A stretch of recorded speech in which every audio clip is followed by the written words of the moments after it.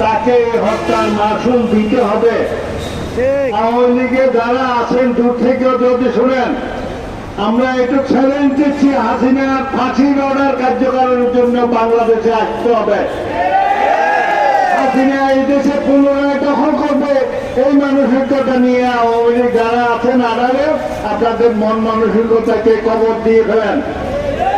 বাংলাদেশের জামাত শিবির যেখানে জাগ্রত হয়েছে, সেখানে এই দেশে ভারতীয় কোন ষড়যন্ত্র ইনশাল্লাহ কামিয়াব হবে না।